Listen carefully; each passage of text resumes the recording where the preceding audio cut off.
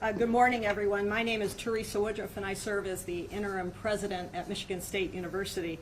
And through the tragic week that we've all experienced, we've thanked many people who have been instrumental in the response and the recovery to Monday night's horrific events. And one group that we haven't yet thanked is the media. And so at the outset today, I want to offer my thanks on behalf of a grateful university to all of you who helped spread the photo of the shooter on Monday night that led to the tip that came in and the conclusion of this event. You helped our community, you helped our state, and you helped our nation stay informed and allowed us to be more transparent as we all worked and walked together on this pathway. So I wanted to begin today just with a thank you to everyone in the media for helping to spread that essential and timely information. Others today in this news conference are going to provide updates on the investigation and law enforcement matters, and so my comments are going to be brief, and they're going to focus on three areas. First, where are we now? What's next, and the process that's going to guide our decisions as we move forward. As you'll soon hear, the 5 students at Sparrow are still in critical condition, but I'm pleased that we are seeing some signs of improvement in some of our students. And our Spartan Nation continues to send good thoughts to each of them, to their families, and to the doctors and nurses at Sparrow Hospital. As I've said before, grief is a profoundly personal thing, and we know from trauma experts and from talking to colleagues at other universities who have experienced similar tragedies, everyone grieves differently, and the recovery process isn't linear. So each member of our campus will have different needs, and our focus is on providing as much flexibility as possible in supporting the diverse needs of this campus community. So as we move forward, I ask the campus and everyone in our Spartan community and extended family as represented here to provide empathy and grace. And the knowledge that each person's support may be different, and we will be considerate of that. I'm extremely grateful for the quick actions that we've had pulling together the many counseling and support services this week. We know that many in the community will continue to need services for months to come, and that some haven't reached out yet. But I am encouraged that, and can report that hundreds of students have already utilized our counseling services that were provided at the Hannah Community Center or in our residence halls. We also provided a service to employees that is called Reflect and Connect. And we're looking into training for supervisors as more faculty and staff begin returning to positions today and into next week. We are encouraging empathy and patience and an atmosphere for all to recover at their own pace, and will continue to offer these services into the future. Today, MSU is resuming standard operations after 48 hours of being in modified operations. While we are returning to standard operations, classes remain suspended through Sunday. This standard operations means that the university offices are open, but in this case with wide latitude provided to supervise across our university network. The 2 buildings, Berkey, remains closed for the remainder of the semester. The second building, the Union, is still being evaluated for decisions to be reported later. FBI Special Agent in charge of Michigan, Jim Taraska, will report in just a moment on access to those buildings for students, faculty, and staff who still have materials that are present in those spaces. Leaders across campus have been meeting with a variety of the groups that have been impacted, from our families of those that we have lost, as well as those who are bravely recovering at Sparrow. We've also been talking with our students, faculty, and staff who are in the class of the shooter in Berkey Hall, and the employees who were in the Union on Monday night. We are listening and we are supporting at all levels. Our core leadership team is meeting daily, and we will continue to do so to prioritize the needs of campus. We want to be supportive not only of our campus, but we understand that the community is involved, and we want to give people the confidence to re-engage and stay engaged as we come together. Our alumni network, over 500,000 Spartans strong, are contacting us and wanting to get involved. They are generously donating their time and items that can be helpful to the community, including 15,000 candles last night, as well as flowers that were associated with our vigil. For those who want to give in a way that can support MSU at this time, we have set up a fund called Spartan Strong Fund, and you can find that on the MSU website. And Chief Lynch has also told me of the many people who have dropped off food and other items to our MSU PD, and we are all very grateful for that outpouring of love and support, and as I understand it, we're out of kitchen space at this point. So we thank you for that outpouring in so many ways. We know as a campus that we have hard work ahead of us. Moving forward won't be easy. Unfortunately, others in higher education have been through this, and we are connecting in ways that through these shared experiences, we will have ideas about how we can evaluate our best plans forward. And as we move forward from today, we will work together to make informed decisions and lean on each other. None of us have all the answers, but we do have each other.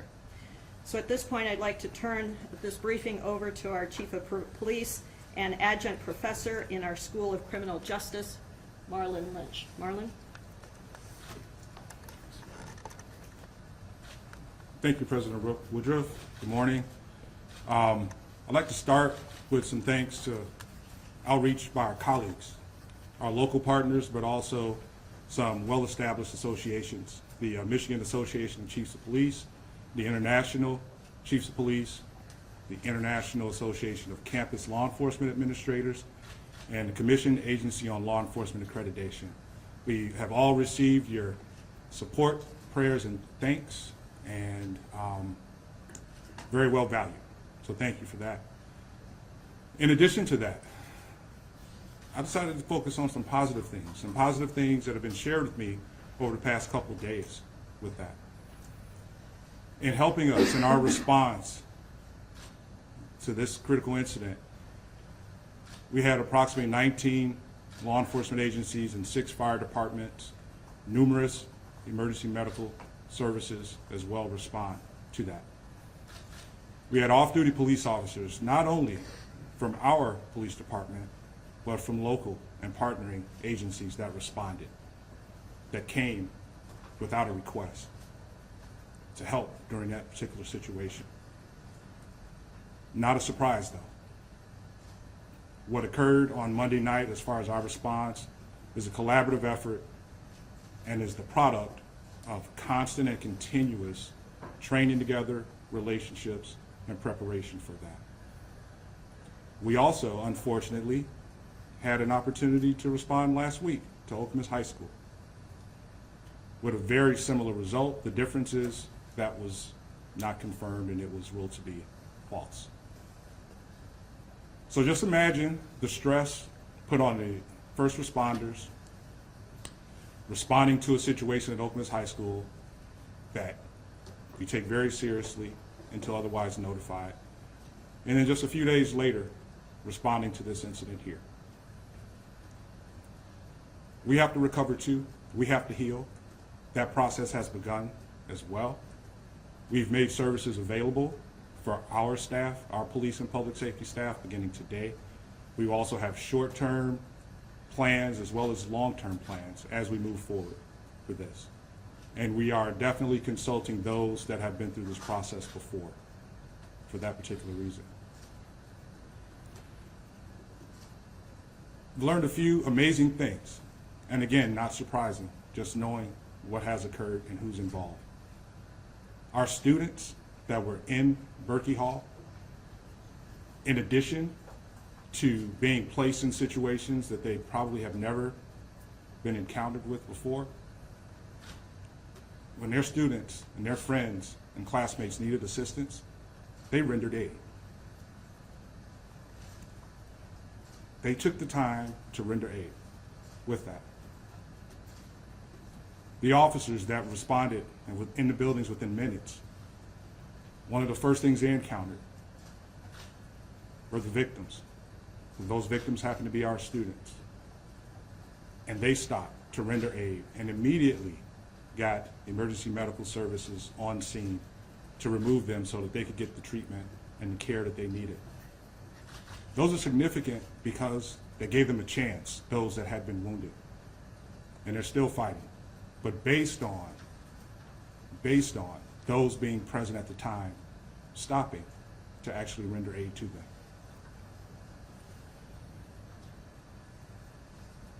The dispatchers. Dispatch function is a very key component to what we do, our response. And if any of you have heard any of the radio traffic that happened that night, it's amazing. They were calm, they prioritized, they communicated well, they did their job. They did their job extremely well, extremely well. My point in this is to say that it's not based on an individual. We all have roles. When it comes time to actually do what you've been trained to do,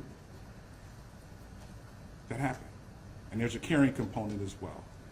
Some very selfless in stopping to assist when they could have easily have just run out of the building themselves. And there was nothing wrong with that at all. That's part of how they're actually trained. Our students, they have that opportunity to receive that training and run, hide, fight. And unfortunately, some of them during their high school years, middle school years, think about the generation that's here now, they've had to go through that. They've had to go through that. So I found that positive to be able to communicate that with that. Those are some stories that need to be discussed as well. And hopefully that is actually what takes place, which some has already done that, but I think we needed to take a moment to actually state that, the appreciation for that. So what we will hear now will be updates in addition to the Michigan State University Police and Public Safety representative that's here. We will also have Lansing Police Department, Michigan State Police, as well as the FBI come with updates. And again, we appreciate your presence here with that. Deputy Chief Rosman.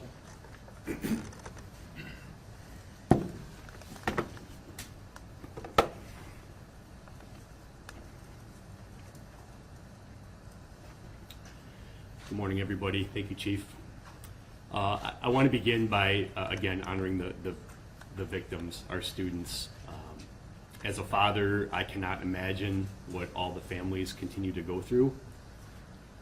The past few days have been so unbelievably difficult for our officers and our community, and we continue to mourn with our community and start the healing process. The vigil last night was unbelievable, the turnout. We want to thank our Michigan State Police partners for providing security at that event so our MSU police officers could attend and be with our community and mourn together.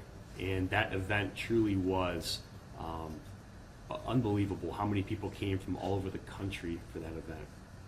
I'm going to start with some brief updates, and then I'm going to hand it off to some of our law enforcement partners that are here today to offer additional details.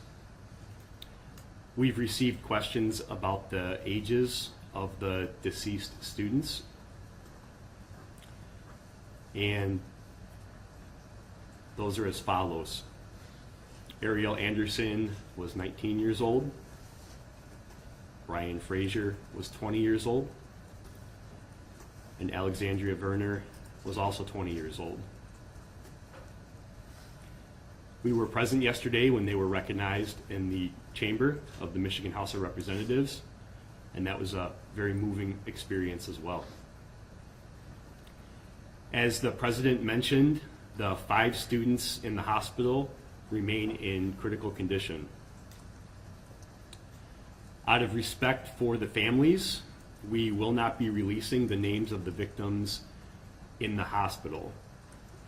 We do understand that some of those names have been made public by family and friends, but we feel strongly about not confirming their names out of respect for the families, and we hope you understand.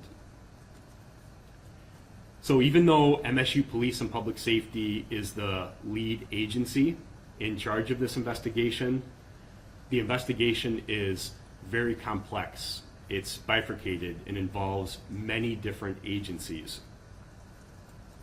Different parts of that investigation are being handled by different agencies in a very unified and coordinated effort. That unified cooperation between all of the agencies involved and the resources that have been deployed to campus from all over the country, it is impressive. I'll share a few brief updates regarding the investigation, and some of our partners that are here today will elaborate on some of these details as well. We can confirm that the shooter had 2 handguns on his person when he was located. Those handguns are both 9mm. He also had additional magazines and ammunition on his person. Our investigative team did work with our federal ATF partners to trace those weapons, and we have learned that they were purchased legally by the shooter, but they were not registered. We can also confirm that a note was found on the shooter, and the location that the shooter was located was roughly 3.8 miles northwest of campus. As I said, the Michigan State Police is here today, and they will share additional information about that shooting scene. We want to thank all of our local, county, state, and federal partners for all of their assistance that they provided throughout this investigation. The investigative assistance that we've received after the initial incident has been absolutely overwhelming as well. As the interim president said, we'd also like to thank the media for being active partners throughout this investigation. Your ability to share our information while understanding the sensitive nature and having compassion for the families is very much appreciated. At this time, I'm going to turn it over to Lieutenant Renee Gonzalez from the Michigan State Police. We will be available for questions at the end. Renee? Thank you, Deputy Chief Rosman.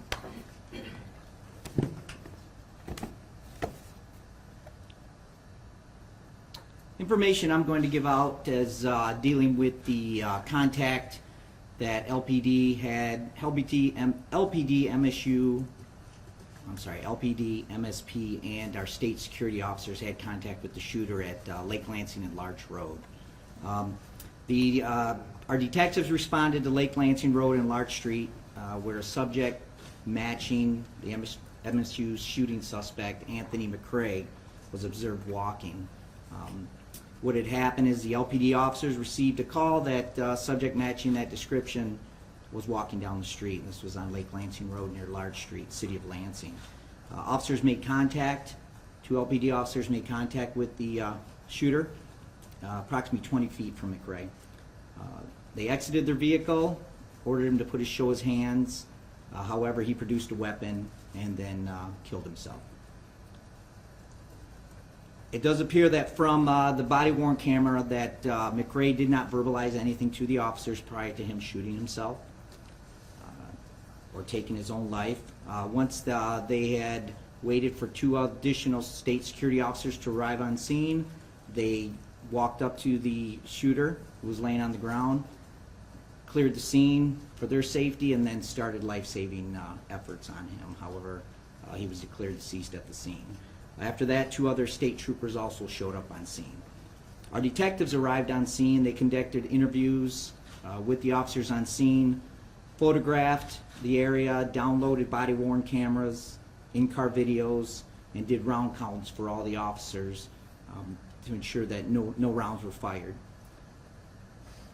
On scene again were 2 troopers, 2 Capitol Security officers, 2 Lansing Township PD officers, and also 2 LPD officers.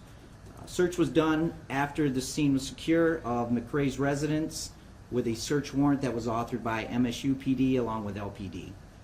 At the residence, a cell phone was collected, journals of sorts, miscellaneous writings, and fired 9mm casings.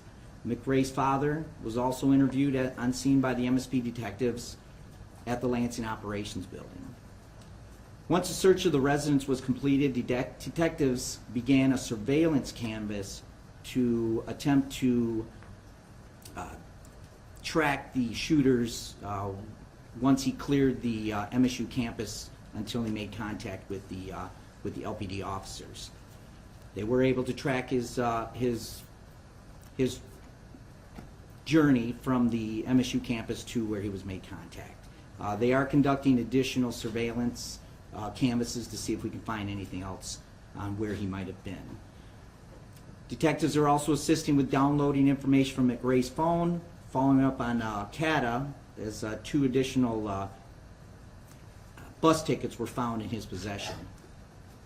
Found on McRae were 2 handguns, the one he shot himself with and another in his backpack that he was carrying. He also had a loaded magazine that was full to capacity in his left breast pocket. In the backpack, he had 8 loaded magazines of 9mm ammunition, along with a pencil-sized pouch containing 50 rounds of loose 9mm ammunition. He also had 2 empty magazines on his person as well. 2 pages of notes were found in his wallet, which was on his person as well. Those are that was the note that indicated where he was going to visit, and also kind of gave an indication of why he, maybe a motive, but nothing that we can actually confirm just yet. The investigation is ongoing, and at this time, we believe that there were no other subjects involved, and McRae was the lone shooter in this incident. I'll now turn it over to Chief Sosby.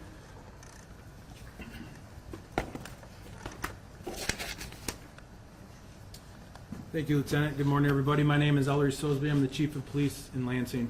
I'm going to start by saying that the Lansing Police Department, through Mayor Shore's office, is assisting in this investigation as much as possible to make sure that we have complete closure in this incident. I want to start by giving my condolences to the family of the victims of this tragic incident. Being a father of a son who is recently accepted to this great university, I can't even imagine the pain that the families are feeling right now. I want to thank the officers who responded without pause to this critical incident. Many of those, as has been mentioned before, were off duty and dropped everything they were doing to come assist to make sure that there were no more losses of life and to prevent this tragedy from getting any larger. I want to thank the citizens who, along with the media's help, saw something and said something. Without them, we may not be in this position here today. I'd like to clear up just a few things, a few topics of misinformation that we have been asked about either the accused McRae or the address, the Lansing address on House Street in the city of Lansing. LPD has not responded to any welfare checks for Anthony McRae. There was a welfare check at the address on House Street on February 5th, but was not related to the accused. And LPD has not been called in any way to any shots fired at this address. The call history for the accused in this situation is very limited, but I will share this with you now to hopefully avoid any questions in the future. Starting back in 2005, McRae was contacted for a larceny complaint by the Lansing Police Department. 2006, a traffic violation. 2007, a traffic violation. 2007 again, another traffic violation. And in 2019, he was arrested by the Lansing Police Department for a CCW, which is a carrying a concealed weapon, which he was arrested for. And for that case, that weapon is still in Lansing Police Department custody.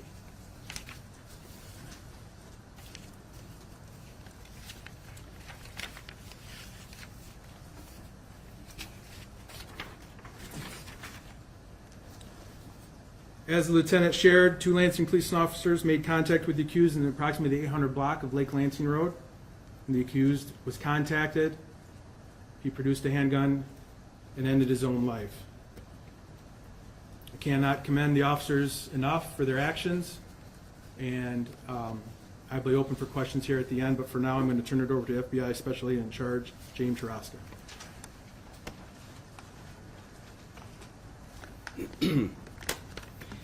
Good morning. I will start off by thanking the press as well. Over the last few days, I've gotten to know quite a few of you as we just talk offline and actually socialize while this event continues. So to all you, thank you. You've been very supportive, and I appreciate that. So do our folks. So today at Berkey Hall, we'll continue meeting with students and staff to return their personal items that were left behind. So that process essentially will begin at 10, and the students can show up. They will meet with our victim specialists and agents, and not only will they be able to get their items back, they'll be able to meet with our victim specialists for mental health support, not just FBI, and we've flown victim specialists in from around the country. MSU has provided victim services as well. Victim specialists are there to meet with the students. The U.S. Attorney's Office, Western District of Michigan, is represented. HSI is also represented. So we have a great cadre of mental health professionals there to support the students. We did the same at Union yesterday. I would consider it a success in that the students did want to sit with our folks and talk. Along those lines, I want to thank the community, especially those who brought comfort dogs yesterday. It went a long way. It meant a lot to the students and our folks as well. The comfort dogs, they bring a lot. So thank you to everybody that took the time to do that. The property that will return to them, essentially, it's a pretty easy process. They'll identify what's theirs, we'll return it. For those students that don't want to be there, don't want to go in that building, that's fine. Just understand, you don't have to do that. We will get your property to you. You can come, not go in the building, talk to our folks, and they'll get it to you. Or after today, everything that's left over, everything that remains that hasn't been collected, will be turned over to MSU Police Department so they can coordinate and facilitate getting those items back to you. Yesterday, about 80% of the students and staff's items were returned. We were left, I believe the number is about 18 students that did not pick up their things for certain reasons, whether they couldn't make it or just didn't want to. We have those items today at Berkey. So for those students that didn't make it yesterday, they can go to Berkey, and again, after today, they can reach out directly to MSU as we start to wrap up. Again, the community outpouring has been amazing through food and just thank yous and handshakes, and that's very, very much appreciated. It goes a long way with all our folks and the whole community here. I do want to thank Governor Whitmer and Congresswoman Slotkin for their ongoing support. They've been obviously extremely supportive. They were here at the press conference the other day, and the Congresswoman is, I believe, going to do a site visit today to meet with our folks and the students as well. So we look forward to hosting her. Even after today, the FBI will continue supporting the families of Alex, Ariel, and Brian. It doesn't stop today. Those services we provide, the support we provide will continue. We've met with those families, and we've began to build a relationship with them. So we will be there for them, along with all our partners. They have our full support. For the students that remain in the hospital, same thing. They will have the full support of all of the FBI and all the partners here. I just want to mention the number for the United Way for additional mental health support for anybody listening that would like to utilize that, 211. If you dial 211, you can get support. So that's just another outlet. There's a lot of resources, so please, for everybody, the students, faculty, the community, there's plenty of resources to help you and help the community recover. So with that, Doctor, I'll turn it over to you. Thank you.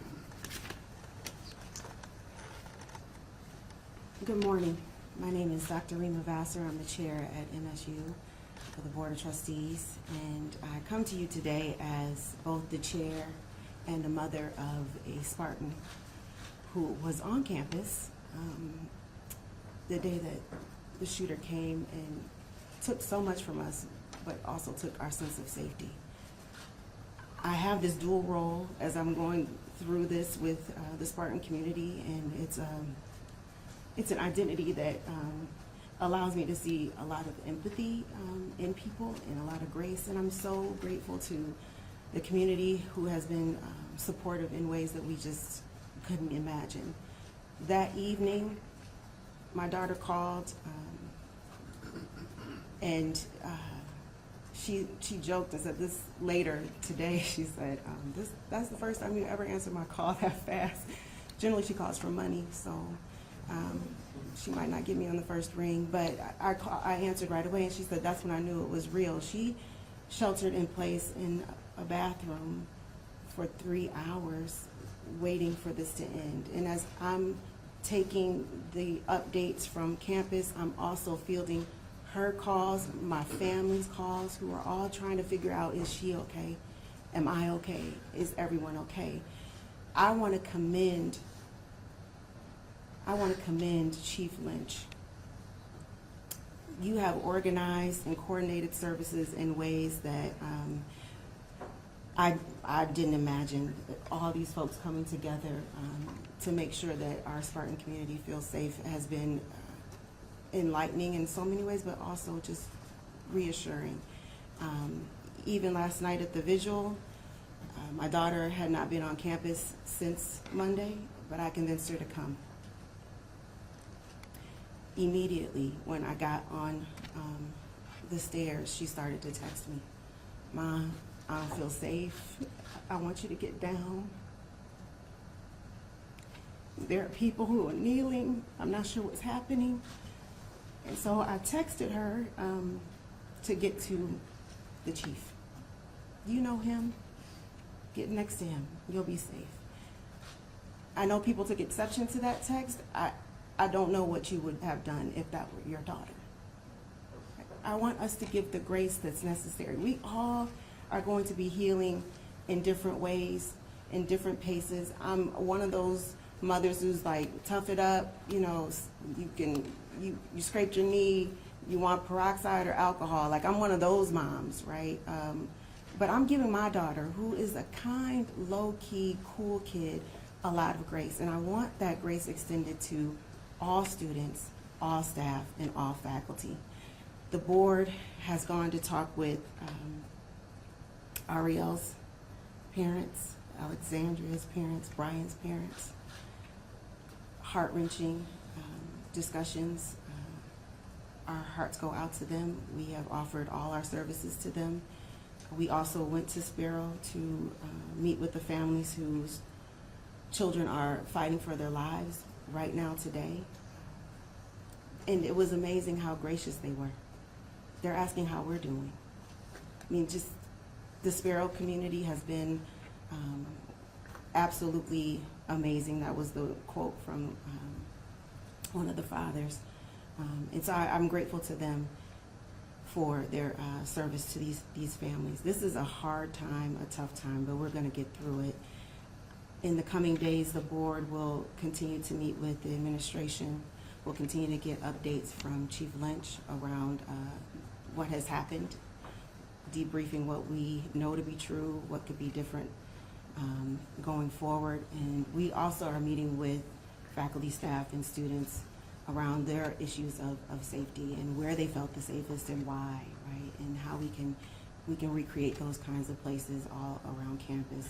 The board is committed to making sure that we are united on the other end of this, and that Spartans from all over the globe can come to this campus and feel like they will be safe.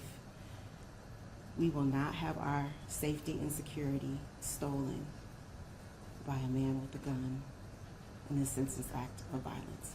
It will not happen. I will open it up to questions and turn it back over.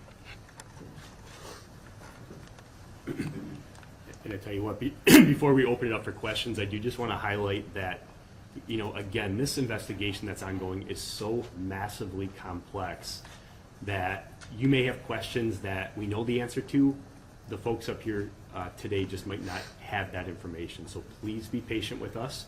We will do our best to answer all of your questions. We have remained committed to being transparent and sharing as much information from the very beginning, and that remains. Please understand that as we move forward, there's so many questions that you have. We may have to get that answer and get back to you. So with that, I'll open it up to questions for any of the speakers that are here today. So in the back, go ahead.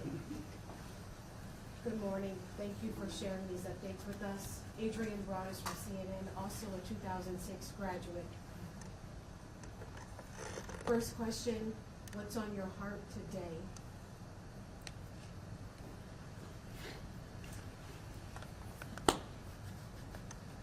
We are a resolute community. What's on my heart is what is my task that I accepted almost 2 years ago to return to my alma mater. And I questioned what attracts me besides my love for MSU. I know why I'm here today. I know why I'm here today. To help. To help be a part of what we have in existence here as a community and what we have in our partnerships. These relationships are not new. These have been in place for years.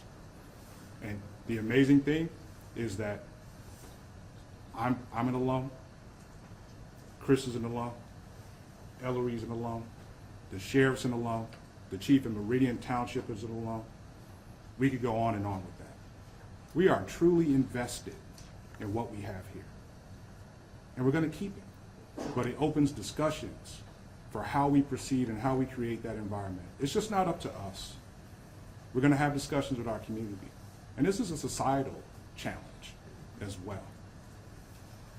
And real quickly, if you're able to share some of the businesses, for example, the church, the warehouse that was listed in this note, did he have ties to the places that were named in the note?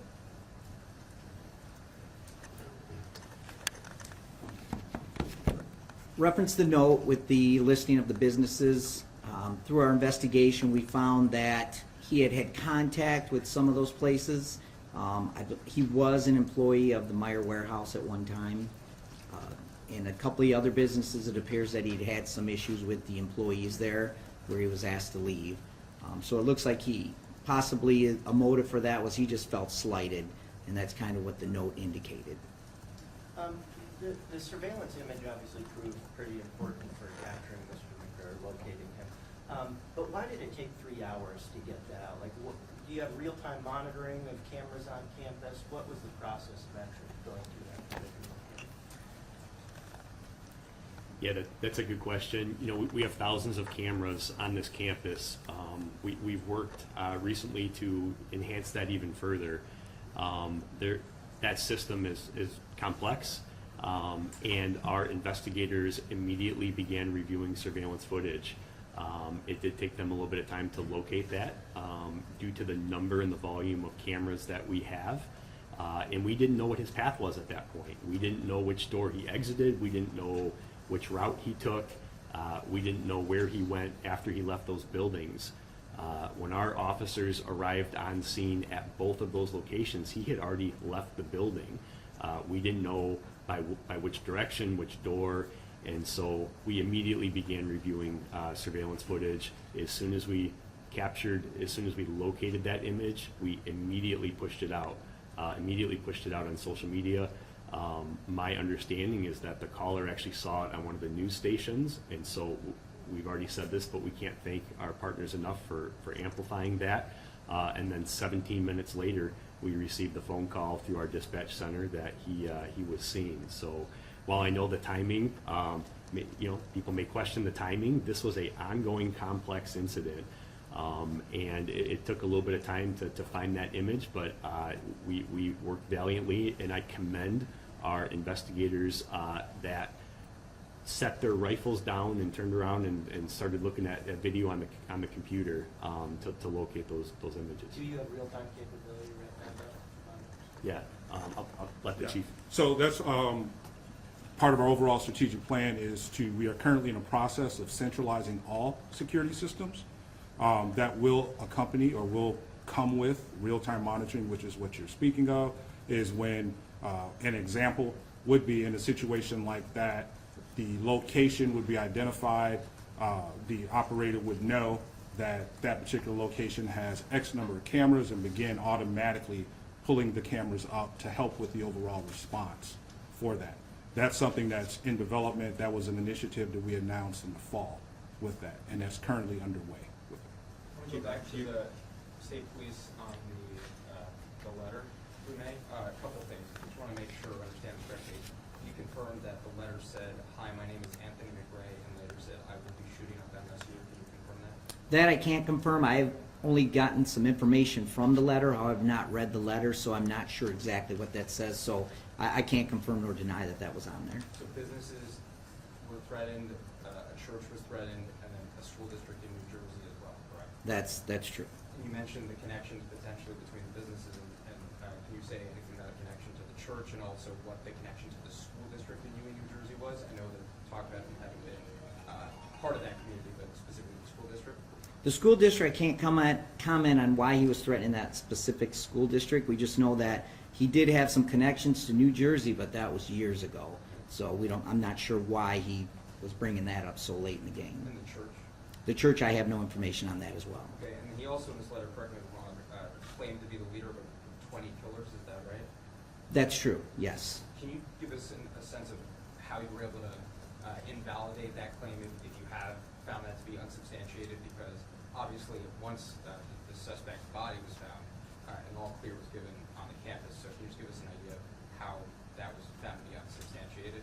Yes, through our interviews with the shooter's father, we brought that up to him, and he had mentioned that his son does not have any friends. He pretty much sat in his room most of the time. He ate, went to the bathroom in there. So he pretty much never left his room, and his father didn't believe that he had any friends, let alone 20 of them that would help him put this out. So we kind of determined that he was the lone shooter in this. And is all of that done before the all clear is given on campus? Yes. Yeah. Well, actually, yes. That's something I would have to let Deputy Chief Rosman answer to as far as when the all clear was given, but just what we did with our investigation on our end. So then just if you can follow up on that, obviously a lot of students, a lot of families are going to be learning about these revelations. What can you tell us about the timeline of getting those claims, disproving them, and where alerted families will do that it was all clear? Sure. And I would point out that it's easy to, in hindsight, look at this was happening very rapidly. What I will say is at the time that information was received, that the note was found in his pocket, we had already established not only a unified command post in the field, but we had activated our emergency operations center, and information was being shared live time between the unified command post, our emergency operations center, operating under our instant command system. And so that's the reason that we were able to get information so quick from the scene where the shooter was found, the note in his pocket, and relay that information live time to the people like myself that were making decisions on what information was accurate to communicate with the public. And at the time we had to make a decision whether we believed that the statement about there being 20 people involved was credible based on the information that we had at the time, and I stand by that, and we continue to stand by that. We do not believe that to be accurate, and that's why we did what we did. So thank you for the question. I'm going to go somewhere I to just want somebody to else. clarify on the timeline of this. The tweet, so because your department put out a tweet at 12:28 a.m. saying there is no longer a threat to campus. So at that time, when that tweet is put out, your department has already been made aware of the claim of 20 other shooters and has already disproved it or looked into that. We had already received information from the scene, very detailed information from the scene, and we processed that information and made that decision. Yes, that's the answer. Yep. Hold on. In the back, right there. News 10. Quick question for Chief Sosby and then the President. Chief Sosby, will you be releasing the body camera video from the Larch and Cedar Street like you have with previous investigations that are going on? When we are involved in a situation like this, our policy and procedure is to release the video. However, this investigation is being conducted by the Michigan State Police and Campus Police, so we will leave that determination up to them. as to when that body camera. Because you've done it with a couple officer-involved shootings while state police are still doing their investigation. Yes, that's true, and in cases that we do that, we are in full cooperation with the investigating agencies in this case. And then for the president, real quick, Berkeley Hall is closed for the rest of the semester. The union's closed for now. What happens after that? Are you going to go through a remodel like Oxford did? Are they going to be completely torn down and rebuilt like Sandy Hook? Or what's the process for that? Our leadership group is meeting, and we're making determinations on the disposition of each of the buildings in real time. So I don't have an answer for that at this point. Question for Police Chief Lynch. I know there's a lot of questions. We're going to do our best to get to all of them. So in the back on the suit and tie. I'm sorry, suit and tie right behind. Yep, go ahead. Any reaction on the fact that Craig, because of that plea deal in 2019 in the Lansing case, was able to purchase these 2 handguns? And to follow up on that, rumor going around that he had been turned down for a job at MSU, and that could have been a possible motive. Comment on both. I'll address the second question first, and I'll see if anybody wants to take the first. That is part of the investigation in terms of his connection to MSU. We can find no connection to MSU at this time. He was not a current student faculty staff or a former student faculty staff. We are aware of that claim as well. We are investigating it, and I don't have an answer for you right now, but it will be reviewed as part of our investigation. I will address the charge sheet question. Can you ask it again, please? Yes, So I'm clear. reaction to the fact that the 2019 case that your police department handled was pled down by the then prosecutor. The way it was pled down allowed him to buy these 2 handguns that were on him on early Tuesday morning, Monday night, Tuesday morning. Yes, my understanding is that in that case, a motion was made by the defense, and then before that motion was pushed through to a decision that the then prosecutor of Ingham County, chose to drop that charge and negotiate down to a lesser crime, which gave him no jail time, no felony charge to prohibit him from buying additional weapons in the future, and a year of probation. But that prosecutor is no longer in Ingham County. Can you confirm he did Should buy that have been it? allowed? Pardon me? Should the prosecutor had some more hindsight obviously the plea deals are happening all the time, but We would all hope that a prosecutor would uphold the law as it's written. There's always room for some type of discrepancy or discretion. However, that one will be under scrutinized for a long time, I'm sure. Do we know that he bought the gun? I thought you guys just said purchase legally. Can you confirm that? He did purchase the gun legally. He was allowed to purchase the gun. There was nothing in place to prohibit him from purchasing a firearm. Right here, go ahead. When New Jersey police put out the statement about the school closures, they indicated that Mr. McRae had a history of mental health issues. Are you guys looking into that? What have you discovered so far in relation to that? I think that's something that obviously we're going to look at. Obviously, in hindsight, judging what mental illness somebody has is very difficult without some type of formal diagnosis. Obviously, in this case, there appears to be indications that may be the case. It's going to be difficult to confirm that, but I think that's a question that we have as well, is if he did have any mental illness and did it play into this particular incident, and we'll be looking at that comprehensively as part of our investigation. Later. Can you share possibly how close you are to his motive? Anything about his motive that you can share with us? Yeah, again, like Lieutenant Gonzalez said, that's a difficult question, and we've said that from the beginning. It appears, based on the content of the note, that he felt that he was slighted in some way by people or businesses. Did a mental health issue amplify that, or was it a component of that? We're not sure at this point. I just want to assure everybody that that's the question on all of our minds, and we're working our best to try to determine that as best as possible. And we've committed to sharing accurate information, and I don't have an accurate answer for you right now, other than to say that we continue to look at that and attempt to determine the actual motive. And was he a member of the church? I don't have that information. So Right here. Yeah, for Chief Lynch. Police reported a lot of misinformation and false reports coming in Monday night. Some of that information was broadcast on the scanner, which we know a lot of students were listening to in real time. Do you think that contributed to the panic on campus? Most definitely.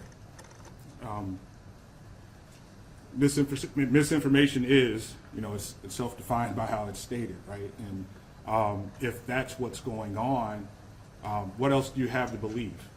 If you're actively listening to a scanner. And that's why we were communicating in the manner that we were. Please utilize us as your source for information with that. So related to that, there was a couple points that police put out reports that turned out to be false. So of a shooting at IM East, or of someone actively shooting as late as 11:30 p.m. Did those false reports you were getting make your job more difficult? And how did you determine what to put out on Twitter or send out an alert? So those were reports received through dispatch that is then coming to us. The way that the coordinated operation, how we set up, is that there were teams assigned to buildings, and then we had response teams that were set up to respond to calls. We operate on trying to verify and go from there. And so when we receive calls like that, if that's what you hear on the scanner and that's how we're being dispatched, we're sending officers to that location. Those officers get there, they get to IMEs, no signs of shooting, not hearing anything. That's the response. But so how is it decided to put something out on Twitter or make an alert? Well, we know that there is a scanner that people may be accessing it. And so when we have the opportunity to verify or to confirm that it's not true, then we do that. That's part of the overall decision-making process with that. What is the value of doing that at that particular time? And so putting out 11:30 that there was still someone actively shooting was what that alert said. Could you talk about the decision-making for that one? It would have been based on what information that was used at that time to have that decision with that. It's all real time. It's very nimble with that, and that's why we should be the source of information. The professor who led the classroom when the shooting started in Berkeley Hall said that there was no way that he knew to lock the classroom from the inside. Is that the case in classrooms across campus?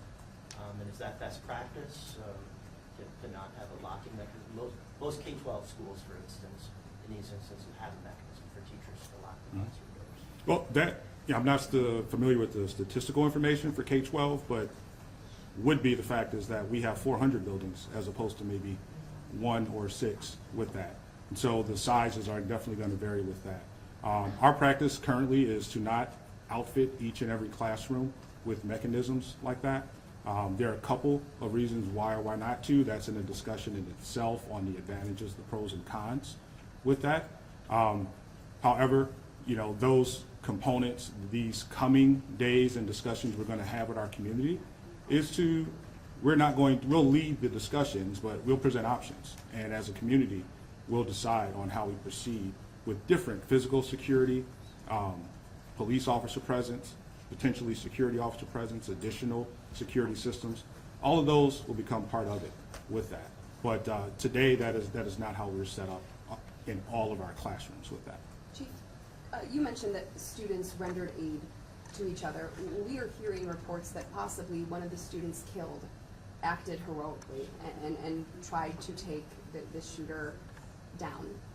Can you verify those reports? I know it is still very early in the investigation. Mm-hmm.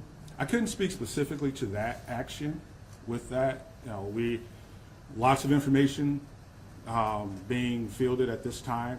What I shared at the beginning of this press conference was what was shared directly with me by individuals involved with that. I wouldn't be surprised if that were the case, but at this time I just couldn't confirm that actually took place. And then a very quick follow-up. I know that you mentioned you are not going to be identifying the 5 students who are still in the hospital. Are you able to confirm that 2 of them are exchange students from China? Is that something that you can speak to? No, not at this particular time with that. We do know that we do have some international students, but couldn't confirm at this time where their home country is. Neighbors, excuse me. Let's go in the back here, over on the left. I just wanted to, maybe this for MSP, you said that you were able to complete his journey from campus to the site where he shot himself. He had all this ammunition that kind of leads you to believe he had plans to do more. I mean, mean, was there any point in there where did he seem in a hurry?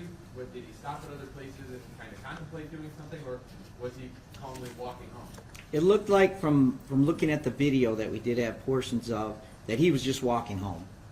Where his ending spot at Lake Lansing Larch was just around the corner from his house on Howe Street. So it appears that he was just heading home. Where's the church or the warehouse anywhere in the area? Like, did it seem like that was the direction he was going? No, it appeared to us that he was heading home when someone just spotted him from the picture we put out on him. Neighbors have said that they called the cops about hearing shootings at the father's house. Were those not responded to? If you don't mind, is everybody okay if I call on people? Is that okay?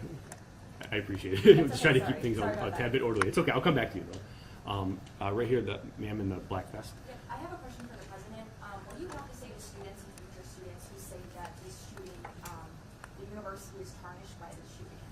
I believe we are a strong community, and we will not allow a single individual to take our university from us. And we heard that loud and clear from many of our students. We are still processing, but this is our home. This is our university. Brown jacket right here. Were the two handguns purchased after the arrest in 2019? And do you know, or can you clarify where they were purchased? I don't know if we have that information. I don't think we're prepared with that information right now. We may be able to share that in the future. We just don't have it right now. So, in the back, go ahead. Wait, Yeah. Okay, sorry about that. Yeah, just multiple neighbors have said that they did call the police about issues of hearing gunshots at the father's house. Were those not responded to? Were the neighbors not accurate on that? What the information that we have is that those are not accurate. We checked all our call logs along with our dispatch logs, and we have not received, the Lansing Police Department has not received any calls for any shots fired at that residence. Right here. Go ahead. Thank you, for President Woodruff. Thank you. I talked to two students who have been distributing a petition with about 11,000 signatures for some sort of Zoom or online option. Rest of the semester, it's similar to what's offered at Oxford High School. Has there been a discussion of that in the administration? Yes, we've discussed that, and there's ongoing discussions. Do you see that as a possibility for students? We're considering all options for the manner in which we continue the continuity of education, research, and outreach on this campus. Has there been talk of differentiating for students with classes in the Union and Berkeley or who are in those classes, options different for them for the rest of the student body, or would whatever solutions would be applied to? Yes, we've been talking about places and spaces and where education will continue. And certainly those two buildings are central to some of those conversations. Thank you. Thank you. Yeah, there's been a lot of details today about, what was in the note. Can you just clear up, what exactly was in the note? I know it was mentioned earlier about a possible why. Can you say what possibly you know about the motive to this point? So again, I really do think we've said all we can about what we think the motive might be. I commend and appreciate the Michigan State Police sharing as much information as they have about that note. I really think that's all we have to share at this point. We'll continue to evaluate that note from a lot of different angles, a lot of investigative avenues. If we determine anything else, if that note is of any additional value, we may share some more information in the future. But as of today, I think we've shared what we can in terms of the content of the note. Let's do one more question. Right there. Go ahead, shirt and tie. Yes, this is for you. I do want to preface that we do want to share those stories of students and officers rendering aid. But Deputy Chief Rossman, you previously mentioned that there was an overwhelming police response. So I need to ask, when McCrae was able to exit the MSU Union building and get out of the campus and then be found in the city of Lansing almost 4 hours away, when we talk about this massive police response, how is this not something that was found, especially if it sounds like he was walking? Yeah, definitely. Like we've talked about already today, the chaos that ensued and the information that we were receiving, due to the number of reports that we were receiving on campus, we actually at the time thought that he was still on campus. I mean, we had no indication at the time that he left campus. We were receiving and responding to so many calls about potential shots fired or sightings of this person on campus. although we deployed resources off campus, we didn't receive any calls. We didn't receive any calls, whether they be valid or not, off campus. As additional law enforcement resources arrived from all over the state of Michigan, from counties away, we started to deploy those resources out, almost if you picture kind of a ring. So if there's our incident, we kind of have our inner, and then we kind of work our way out in different rings. That's how we started deploying our resources. We started with campus. Our goal at the time was to ensure the absolute safety of every student and every person on this campus after the shooting. And that's where most of the calls were coming from, and that's what we were really focused on. We had no indication at the time to believe that he was off campus, and especially that far off campus, 2, 3, 4 miles. So working through our unified command post, as resources responded, we started deploying them out further. And when that call did come in, due to that decision, we had resources that were able to quickly respond to that location. I know it's something that, in hindsight, can kind of be questioned. How did he get from point A to point B with nobody seeing him or no law enforcement seeing him? And all I can do is assure you and the community and our students that we were acting on the best information we had at the time, making critical decisions that we still stand by, in deploying our resources in the most efficient and effective way possible to ensure the continued safety of campus, which we did. So even though the calls came out of Union Berkey and Union, which is west, there was never a surrounding of these buildings where these calls were coming out of. Do you believe it? It sounds like you're saying there was just a sense of hysteria. It's possible you could have just slipped away. Yeah, and I'll compare it to the Okemos High School shooting or situation, the hoax situation. When that happened, we all thought that was real. When the additional calls came in that there were additional shooting scenes on campus, we thought those were real initially. We responded like they were real. We reacted like they were real. We sent tactical teams and inserted ourselves into those buildings, and our officers, following their training and their drive, entered those facilities ready to hunt somebody down and take them out and prevent them from ending any other life. And that's what we did. It took us a while to determine that some of those were false, were hoax calls. So as we were working through that information, we were actively responding to those scenes and deploying our resources. And it took us a while to determine. You heard it, everybody here, it sounds like was listening to the scanner. I mean, we were listening to the same thing. A lot of those calls sounded real when they went out. We thought they were real, and we responded like they were real, and we were ready to do what we're trained to do. So I do want to say that we all have a lot of questions, particularly me, who my daughter I was getting live updates about what was happening in real time, and transparency is one of the priorities of the board. So as new information comes, I'm expecting fully that we'll all be apprised. I did want to add one update. Sparrow has called and let us know that one of our students has moved from critical to stable condition. And so I just want you to continue to pray for those families. Pray for the families who will be having services over the next couple of days, for their students who have not made it. They sent their students to Michigan State for a quality, world-class education, and now they are they're holding services for them. So just hold them a space for them in your hearts, and continue to wish the best for those who are still struggling. But that was the good news, that we have at least one who has improved. Thank you. Thank you.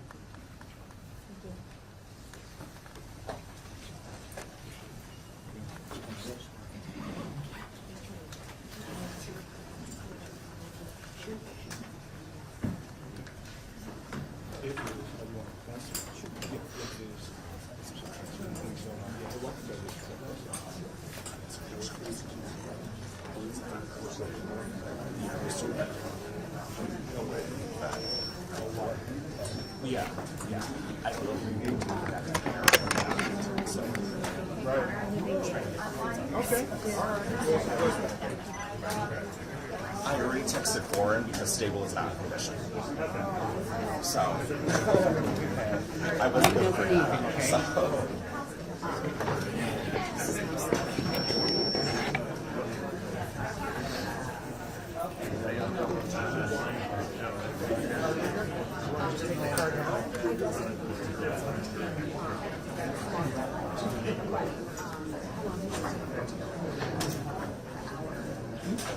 You know what I think we should call it? I'm assuming one.